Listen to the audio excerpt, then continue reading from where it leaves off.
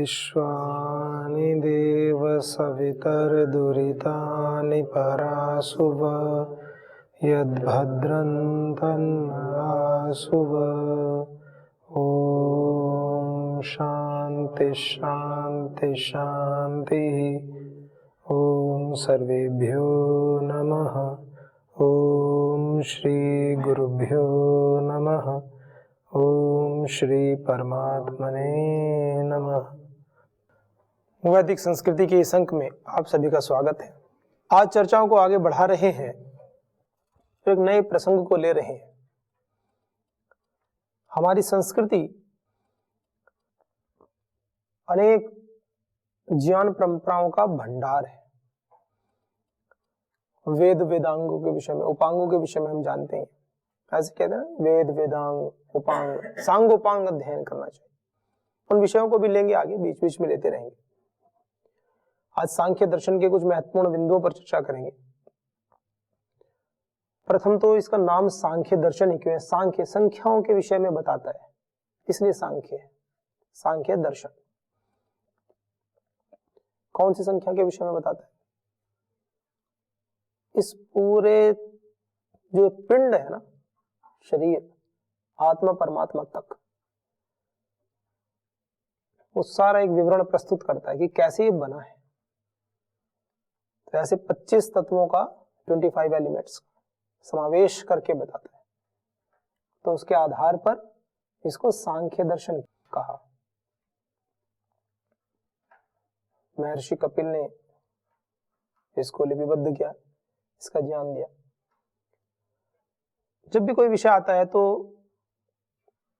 वेद के विषय में बात आती है, वेद वेदांग। तो जो वैदिक संस्कृति है ना, इतनी रिच है, इतनी उदार है, इतनी संपन्न है कि इसके अंदर ज्ञान इतना भरा पड़ा है कि हमारी प्रवृत्ति के अनुकूल, हमारे स्वभाव के अनुकूल हमें वो मिल जाता है। स्वभाव के अनुकूल, रुचि के अनुकूल। नहीं तो एक मंत्र है, गायत्री मंत्र, पर्याप्त है अपने आप में। ओम भूर्भुवः स्वः तत्सवितुर्वरेण्यं भर्गो देवस्य धीमहि धियो यो नः प्रचोदयात्। अपने आप में पूर्ण मंत्र है। ओम, ओम भी अपने आप में पूर्ण है। अकार उकार मकार तीनों शब्द, और शब्द की विवेचना करो इनके अक्षरों की, तो ये अपने आप में अद्भुत। एक विराट को कहता है, हिरण्यगर्भ तेजस ईश्वर, अलग अलग प्रकार से प्रत्येक शब्द के 3-3 विभाग किए, अर्थ किए। उपनिषदों में ऐसी व्याख्या मिलती है। फिर भू, प्राणों से प्यारा बताया परमात्मा को। भुवः, दुख विनाशक है। और स्वः, सुख स्वरूप है। सार तत्व तो यहां सिमट जाता है। भूर, प्रेम, प्रेमास्पद है हमारा। कितना, उसकी कोटि कितनी है, कसौटी क्या दे दी। प्राणों से भी प्यार है। मनुष्य को सबसे ज्यादा प्रेम अंततः अपने प्राणों से ही होता है। सब कुछ व्यक्ति दांव पर लगा सकता है यदि एक तरफ उसके प्राण हो और एक तरफ सारी दुनिया भर की दौलत संपत्ति अर्जित की हुई है उसने, भौतिक ऐश्वर्य संपत्ति। वो कभी कभी पहले बचपन में जब थे तो कभी दिखाते थे ना उसमें कि कोई हीरो होते थे, वो विलेन के कान पे बंदूक लगा लें कभी, और वो तो क्या कहते थे वो सारे कि हाँ सब छोड़ दो इसको। और उनके जो साथी होते थे, जो पकड़े हुए होते थे सबको, वो कहते हाँ सब छोड़ दो, सब ले लो हमारा, कि छोड़ो छोड़ो, दे दो इनको, सब दे दो। तो पहले तो सब कुछ लेने को तैयार, उसको भी मारने को तैयार, सारा घर परिवार सारी संपत्ति। लेकिन जब उस विलन के जो दुष्ट व्यक्ति होता था उसके ही सिर पे बंदूक लग जाती थी तो वो कहता था मैं तो सब कुछ छोड़ने को तैयार हूं, प्राण बच छोड़ दो मेरे, बस मेरे प्राण छोड़ दो, उसके लिए मैं सब कुछ, आज तक भी जिसके लिए संघर्ष कर रहा हूं, अभी 1 सेकंड पहले भी आपको मारने को तैयार था, सब कुछ वो भी सब ले लो। और परमात्मा उस प्राणों से प्यार। मतलब ये ऐसा उदाहरण दिया जो सीधे सीधे समझ में आता है कि प्राणों की वैल्यू क्या है, महत्व कितना है प्राणों का। भौतिक संसार की किसी भी वस्तु से उसकी तुलना नहीं हो सकती। पहली बात तो ये, किसी के पास कम धन हो चाहे अथाह धन हो, जिसके पास अथाह धन है तो वो सारे धन को भी छोड़ सकता है प्राणों के लिए। कोई 90 वर्ष का व्यक्ति भी हो ना, 90 साल का, और वो भी जा रहा हो, अंतिम क्षण में हो, उसको भी बोलो ना कि अपना जीवन दे दे, का जीवन छोड़ दो, बाकी सब ले लो, चाहे अगले क्षण उसकी मृत्यु हो जाए, लेकिन चाह करके कि एक तरफ संपत्ति एक तरफ जीवन, तो जीवन को चुन लेगा। और चुनना भी चाहिए, सौगात है, ईश्वर की कृपा है हमारे। तो ऐसे जीवन जो है ना, जो प्राण है, प्राणों से भी कैसा है परमात्मा? प्यारा। ओम भुव। और जो प्राणों से प्यारा है, कुछ तो गुण होंगे। हम किससे प्रेम क्यों करते हैं? सबसे ज्यादा इस दुनिया में प्रेम के योग्य कोई वस्तु है, देखो ईश्वर और गुरु सत्ता तो है ही, वो तो अंततः रहती ही है, लेकिन साक्षात जो प्रतीति होती है ना, आंख खुलते ही इस संसार में जब आते हैं तो मां मिलती है देखने, माता जी, पिताजी। क्यों होती है? अगर वो हमारा कुछ भी ना करे तो, यदि वो हमारा कुछ भी ना करे, कोई सेवा ही ना करे हमारी, और ऐसा उदाहरण कहीं मिलता ही नहीं। कितनी विचित्र बात है ना। समस्त ब्रह्मांड में, मनुष्य तो छोड़ो, पशुओं में भी मां का ऐसा उदाहरण कहीं नहीं मिलता कि मां अपने बच्चे की सेवा ना करती हो।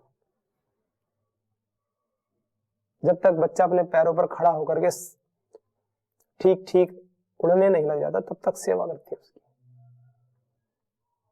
पशुओं तक की बात है, मनुष्य तो क्या बात है, पशुओं में भी तो प्रेम होता है कि हाँ, क्या मां से प्रेम करते हो? हाँ जी करते हैं, सभी करते हैं, करना भी चाहिए। माता पिता का ऋण हम कभी चुका सकते नहीं, ये तो है, बात तो सही है। पर ये बात एक अधिकांश तो घटित होती है, जो ईश्वर के पथ पर जो साधक निकल पड़ते हैं ना, तो वो परमेश्वर को सौंप देते हैं अपने परिवार को, इतने बड़े विश्वास के साथ, क्योंकि आगे ये बताएगा, गायत्री मंत्र बताएगा, ये मंत्र बताने वाला भी। तो प्राणों से प्यारा और कैसा है? ओम भुवः, दुख विनाशक है, दुखों का नाश करने वाला है, अर्थात सर्वरक्षक है। तो जब वो सर्वरक्षक है, तो उसके पथ पर जो चलने वाले होते हैं ना, तो वो निर्भय हो जाते हैं, फिर वो विश्वास करते हैं ईश्वर पर कि भगवान जी हमारे माता पिता, उनके आप देखभाल कर लेना, आपके हवाले, सारे संसार की कर ही रहे हो, इनकी भी कर लेना। पर उसके लिए प्रबल विश्वास करना पड़ेगा, फिर प्रभु चेक करेंगे आपको, क्योंकि भगवान बहुत बड़े हैं, और वो सेवा करेंगे जिसकी, तो वो टेस्ट लेंगे पहले कि ये वास्तव में मेरे ऊपर पूरी तरह से विश्वास करता भी है कि बस खाली पीली ऐसे ही हल्के हल्के में बात कर रहा है। एक बार को तो इतनी जोर की परिस्थितियां बनती है ना, आदमी के पैर उखड़ने लगते हैं, उसको ऐसे लगता है कि हाय, मेरे अलावा तो कुछ होगा ही नहीं। ऐसा दिखता है कि जैसे भगवान तो कुछ कर ही नहीं रहे। उस समय अत्यंत सजग और सचेत होना चाहिए, और बस ईश्वर से प्रार्थना करनी चाहिए, प्रभु मैं तो तेरी शरण में हूं ना, आप देखो जैसा भी, पूर्ण विश्वास के साथ। शब्द नहीं है, जब प्रैक्टिकल होता है ना, तो बड़ा आनंद आता है, तब पता चलता है कि तब क्या है। छोटी छोटी बातों से पैर उखड़ते हैं, ऐसा लगता है कि नहीं नहीं नहीं, अब मैं नहीं होऊंगा तो पता नहीं क्या कयामत आ जाएगी। कुछ नहीं आएगी, जिसके होने से समस्त ब्रह्मांड का अस्तित्व है, वो 2 4 10 50 लोगों के लिए नहीं है क्या? सबके लिए। बस इतना है कि आप विश्वास पूरा रखें। कितने उदाहरण मिलते हैं ना कि साधक जंगलों में, भीषण वनों में चले जाते हैं अकेले। स्वामी विवेकानंद जी के विषय में बताया ना, वो जब वो जा रहे थे, भगवान के एक तड़प, एक प्यास लगी हुई थी, तो उनको बताया एक कहीं पर थे वो, तो वहां एक झील थी, उसमें बहुत सारे मगरमच्छ थे, और किसी ने कहा कि नहीं वहां जाओगे तो वहां पर जो एक टापू था कि उनको टापू पर जाना था, वहां का बताया कि उस टापू पर जाना है, वहां पर आवश्यक था उनका कोई आध्यात्मिक ऐसी कोई या तो महापुरुष हो या जो भी हो मंदिर कुछ था ऐसा कि उनको वहां जाना था। और उसमें इतने मगरमच्छ खूब वहां पे दिख रहे सामने, ऐसे किनारे पे भी लेटे हुए कुछ मगरमच्छ थे। उस झील में सबसे ज्यादा मगरमच्छ रहते थे, लेकिन वो तो दुखों का नाश करने वाला है, सबकी रक्षा करने वाला है ना, कूद के सीधे चले गए, पार करके उसको पहुंच गया। और ऐसे प्रसंग तो आते ही हैं। एक बार ऐसा कहते हैं चित्रकूट में माता सीता जी और जब भगवान राम थे, लक्ष्मण जी आदि, तो एक बार शेर आया कुटिया में और भोजन के बाद का समय था, भगवान राम थोड़ा विश्राम अवस्था में होंगे, ऐसा एक प्रसंग है। सत्यता कितनी है वो एक अलग विषय है, जो भाव बताना चाह रहा हूं वो समझने की बात है। शेर आया और तो माता सीता आई, बाहर देखा तो शेर था, तो हाथ जोड़ करके खड़ी हो गई कि प्रभु तो विश्राम में है, उनको तो उठाऊंगी नहीं और आप चले जाएं, क्योंकि तो कुटिया है, आपके देने के लिए तो यहाँ ऐसा कुछ विशेष है नहीं कि वो तो मांस खाता है। और चूंकि आप आए हो, फिर भी आपको यदि अपनी क्षुधा अपनी भूख को मिटा नहीं है तो मैं प्रस्तुत हूं, तो मुझे खा के मिटा लो। यार ऐसे प्रसंग तो बहुत मिलते हैं ना। तो कहते हैं शेर फिर चला गया, हिंसक वृत्ति नष्ट हो जाती है। बताने का भाव ये है, जो सिद्ध पुरुष होते हैं उनके पास आकर के हिंसक वृत्ति नष्ट हो जाती है। स्वामी श्रद्धानंद जी की, ये तो बहुत पुरानी बात नहीं है, ये जो गुरुकुल कांगड़ी विश्वविद्यालय बना है ना हरिद्वार में ही, तो और इससे पुराना एक गुरुकुल और था, गुरुकुल कांगड़ी, ये तो अभी यहाँ बन गया हरिद्वार में। इससे पुराना दोनों धाराओं के बीच में, गंगा जी की धारा उसके बीच में बना हुआ है पुराना गुरुकुल, जहां पर उन्होंने सबसे पहले बनाया था गुरुकुल। उस समय भीषण जंगल थे, तो उनकी कुटिया थी गुरुकुल के बाहर, गुरुकुल से बाहर जंगल में घर जाकर के, तो वहां पर भी सोते थे वो। तो व्यक्ति कैसे सो सकता है वहां पर, भीषण जंगल वन में,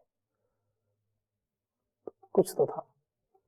तो कुछ लोगों में प्रत्यक्षदर्शियों का ऐसा भी था कि कई बार उन्होंने शेर को देखा उनकी गुफा में, गुफा से निकलते हुए शेर को, प्रातःकाल उनकी गुफा से शेर निकल के जाता था, और अंदर से फिर कुछ देर बाद पूज्य स्वामी श्रद्धानंद जी आते थे निकल करके। तो फिर उनसे कहा कुछ शिष्यों ने, भक्तों ने, कि भगवान आपको डर नहीं लगता ऐसे? ठीक है, वन्य जीव है, मेरा क्या, आ जाता बैठ जाता है चला जाता है। फिर बताते हैं कि एक बार ऐसे हुआ कि वो जंगल में थे उस समय पर, जब भ्रमण के लिए जा रहे थे तो शेर के पैर में कुछ कांटा ऐसे फंसा हुआ था, वो करा रहा था, खून निकल रहा था। तो स्वामी श्रद्धानंद जी बिल्कुल निर्भय होकर के उसके पास जाकर के कांटा निकाल दिया था उसका, और कपड़ा बांध दिया था पैर में। तो कहते हैं शायद वो शेर हो सकता है, वो आता होगा। बात इतनी तो ठीक है, लेकिन वो जो निर्भयता है ना, वो जो निर्भीकता है कि जंगली शेर वन में है, पड़ा है, उसके पास जाना, वो भूखा भी पड़ा ही हो, वो जो हिम्मत वो कहां से आती है?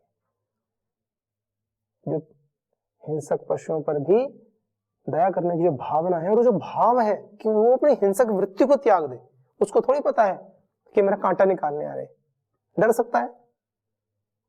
अधिकांश जो हिंसक पशु जिनको कहते हैं, वो बहुत सारे आक्रमण तो डर से करते हैं, वो कुछ तो भूख के लिए करते हैं, वो तो एक अलग बात है, लेकिन बहुत आक्रमण ऐसे होते हैं जो डर के मारे करते हैं। वो डरते हैं मनुष्यों से, कोई एकदम से देखा तो वो डर जाते हैं कि हमें हानि पहुंचाएंगे, उससे पहले वो उनको पहुंचा देते हैं। माने 100 आक्रमण यदि वो करते हैं तो 100 में से 80 आक्रमण ऐसे होते हैं जो वो डर के कारण भय से करते हैं दूसरों से। तो अहिंसक वृत्ति में प्रतिष्ठित होना, मन में ऐसा भाव, प्रार्थना करते हैं एक बार कि प्रभु मेरे मन में कोई ऐसा भाव नहीं है, इस जीव की मैं रक्षा करने के लिए, इसकी पीड़ा को दूर करने के लिए मैं जाता हूं, आप मेरी रक्षा करें। तो भगवान उनके मन में भी अहिंसक वृत्ति उत्पन्न कर देते हैं। पर ये बड़े ही परीक्षण करके बड़े ही सिद्ध पुरुषों की बात होती है, जिन्होंने अपने पहले तो शरीर को साध लिया है साधना से। ऐसे नहीं कोई व्यक्ति चला जाए जाके, अरे मैं देखता हूं मेरी सिद्ध वृत्ति होगी किसी दूसरे लोक में, फिर उसके लिए बड़ा तप की आवश्यकता होती है। सबसे पहले तो अपने शरीर को ही स्वस्थ कर लो। बड़े बलशाली थे स्वामी शुद्धानंद जी, आरोग्य सिद्ध था उनको, और जबरदस्त एकदम कदकाठी तगड़ी। यदि शेर आक्रमण भी करता तो उसके आक्रमण को भी सहन करने में सक्षम थे।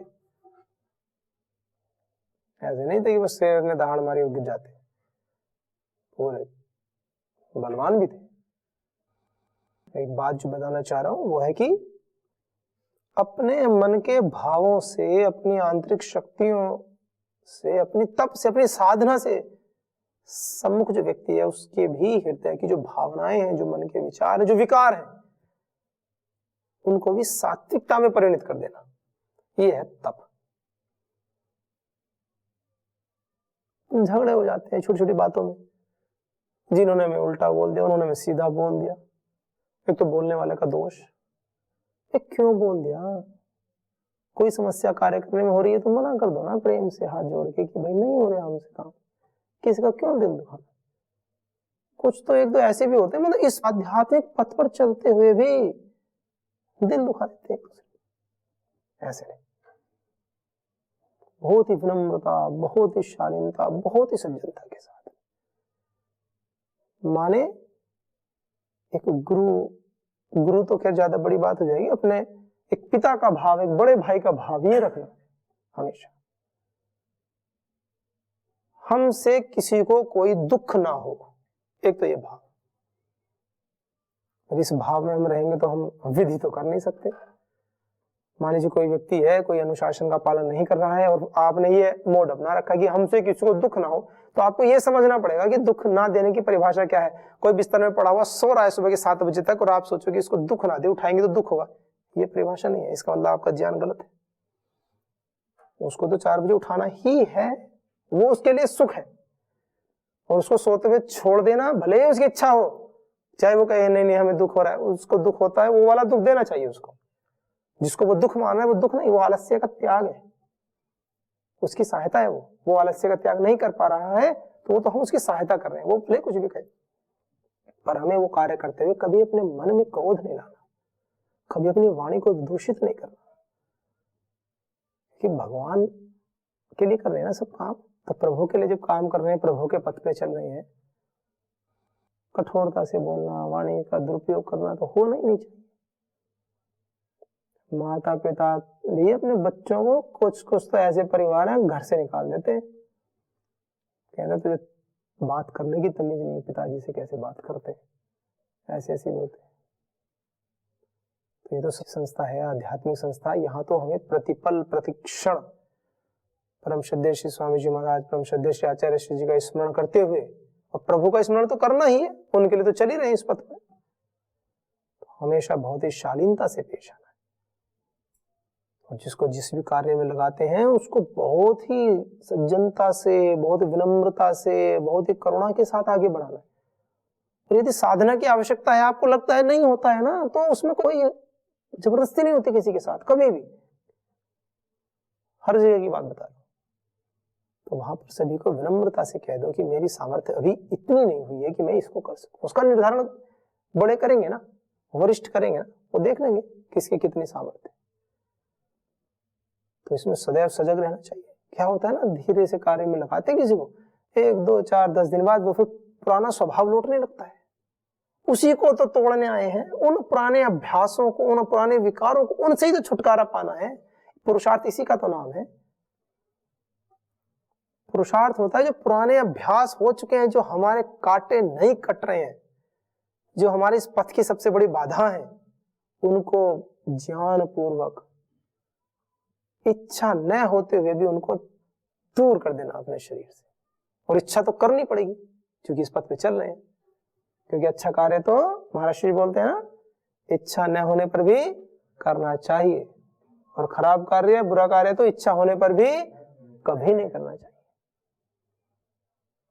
एक सामान्य बात बताइए, आप लोगों के लिए तो नहीं है ये बातें, आप सब तो अच्छे कार्यों में लगे ही हैं, और आप सब भी कभी कभी हो जाता होगा, तो उसको दूर करना है सभी को। तो ये जो वेद हैं, वेदांग हैं, इन सब में इतने मंत्र हैं, इतने अच्छे अच्छे अर्थ हैं। मैं ये बात बता रहा था कि व्यक्तियों के स्वभाव अलग अलग होते हैं, इसलिए बहुत सारे ऋषियों ने एक ऐसा मैकेनिज्म बनाया है, एक ऐसा चक्र बना दिया है कि उसमें अलग अलग व्यक्तियों के स्वभाव के अनुसार अलग अलग मंत्र देखने को मिलेंगे आपको। तो भुवा दुख विनाशक है और स्व सुख स्वरूप है। जब प्रेम प्राणों से प्यारा है, प्रेमास्पद है हमारा, दुख रहे नहीं तो क्या बचेगा? सुख ही सुख बचेगा, प्रेम ही प्रेम बचेगा, आनंद ही आनंद बचेगा, इसलिए उसको आनंद स्वरूप भी कहते हैं।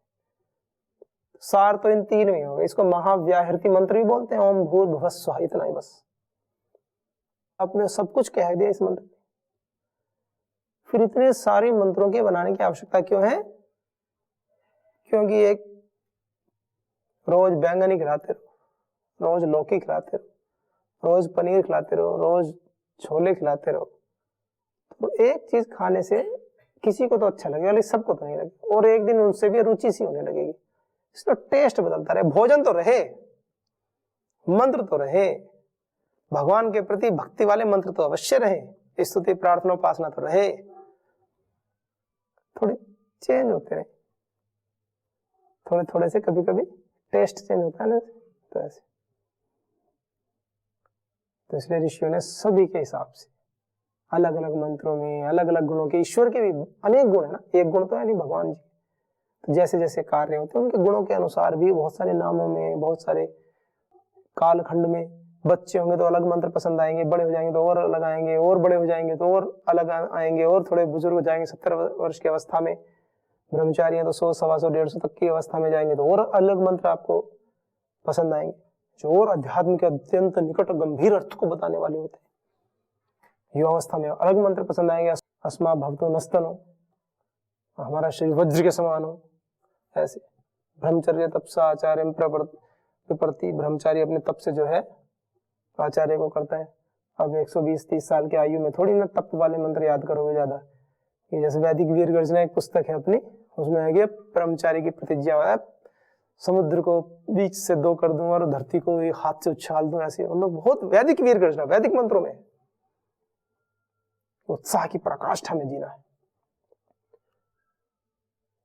तो ये अलग अलग कार्यों में अलग अलग कालखंड होता है। तो ईश्वर ने ऐसा क्या, तत्सवितुर्वरेण्यम, ऐसे सविता देव को, सकल जगत की उत्पत्ति करता है ऐसे देव को, वर्ण करने योग्य, जिसको वर्ण करने योग्य, केवल भाषण देने योग्य नहीं, वर्ण करने योग्य, उसको गुणों को अपने में धारण भी करो।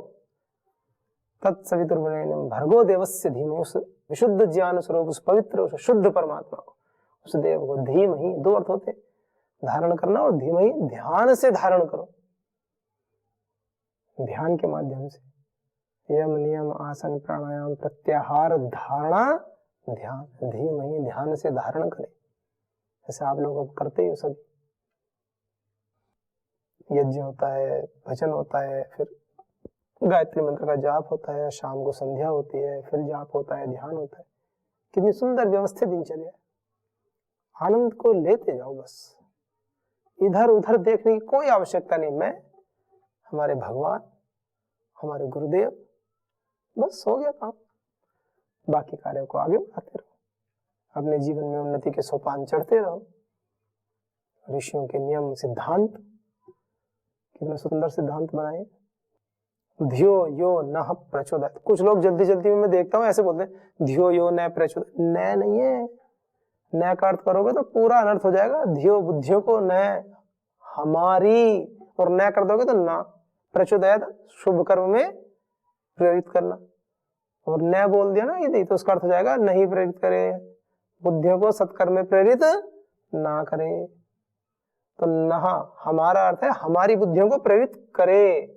धियो यो, जो ध्येय बुद्धियों को, न हमारी, प्रचोदयात् प्रेरित करे अच्छे कर्म में, सत्कर्मों में। तो इसलिए धियो यो नः प्रचोदयात् ऐसे बोलना, धियो यो न प्रचोदयात्। आप में से भी जो बोलता है उसको ठीक कर ले। ओम भूर्भुवः स्वः तत्सवितुर्वरेण्यम भर्गो देवस्य धीमहि धियो यो नः प्रचोदयात्, ऐसे में मंत्र आता है। तो चलो सांख्य दर्शन की प्रारंभ से पहले ही एक गायत्री मंत्र का पाठ हो गया। एक बार सभी मिलकर के गायत्री मंत्र का पाठ करते हैं और आज के अंक को विराम देंगे।